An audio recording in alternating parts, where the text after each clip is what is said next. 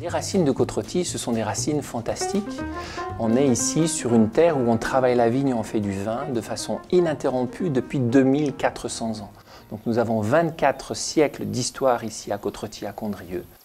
Ce n'est pas forcément évident pour un fils de reprendre l'exploitation familiale.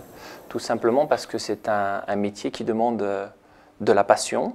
Et la passion, on ne peut pas jouer. Soit on l'a, soit on ne l'a pas. Beaucoup d'énergie. Alors là, on est à la période des vendanges et des vinifications. Il en faut encore plus à cette période-là. J'ai un grand-père qui a vinifié 67 récoltes dans sa vie. Donc 67 millésimes à son actif. C'est très beau. C'est une vie complète dédiée au vin. Mon père a vinifié sa 48e récolte cette année. Donc il a démarré de bonne heure également. Et j'ai deux exemples fabuleux à travers mon grand-père et mon père. Si je voulais voir mon père, j'allais dans les caves. Je le trouvais beaucoup en train de déguster avec des clients. Je le voyais à cette période de l'année. Voilà, il y a des souvenirs qui remontent, c'est-à-dire que quand on a un pressoir, quand on est en train de réaliser les pressurages, on a ces arômes uniques de marc de raisin, voilà, de cannelle, d'épices qui, lorsqu'on ouvre la cuve, voilà, vont littéralement jaillir de la cuve et exploser dans les narines. Ça, ce sont de très très beaux souvenirs d'enfance que je retrouve encore aujourd'hui.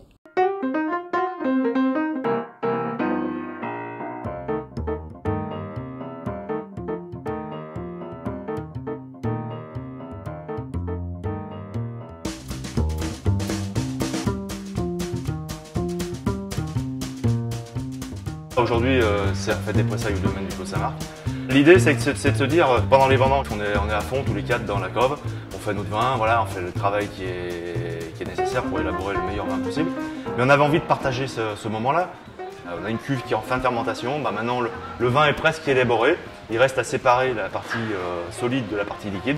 Il y a un côté un peu magique parce qu'on va pouvoir faire déguster ce qu'on appelle le paradis, donc ce jus qui coule au moment du début du pressurage, qui est gorgé de sucre, gorgé de soleil, gorgé de vapeur.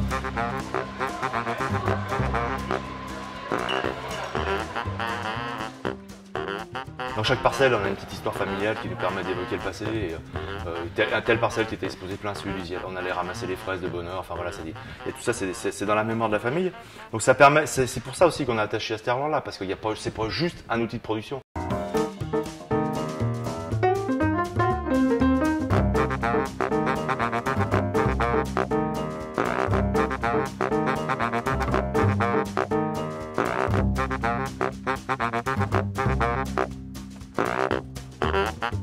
Souvent on pense Beaujolais et puis on pense charcuterie ou des plats en sauce.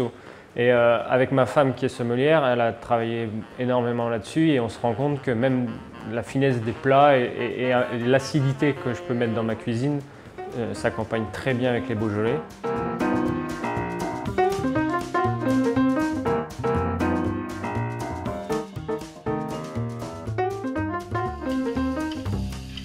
Pour aujourd'hui, on va préparer un pigeon de chez Voraz, accompagné de semoule et de vinaigre de myrtille qui est produit à Beaujeu, à l'huilerie beaujolaise.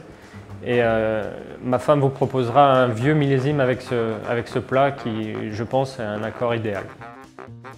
Sur le pigeon Monsieur Voraz, qui est quand même une viande très goûteuse qu'on sert rouge, je conseille un Beaujolais village, justement sur la générosité, le côté assez charnu. Sur un millésime plantaire 2008, donc on part déjà sur des arômes un peu plus épicés, une note de fruits rouges, et ça ira bien avec justement ce plat-là. Je défends la région et j'aime beaucoup cette région-là. Je crois vraiment dans les vins du Beaujolais et j'ai envie de les promouvoir et grâce à notre restaurant maintenant et grâce à notre clientèle. Condrieu, Les Doyennes, Beaujolais, Côte-Rôtie, l'Élégant, Saint-Amand, Château de Brouilly, Chénat, Morgon, Chirouble, Moulin à Vent, la Tuile et la Landonne.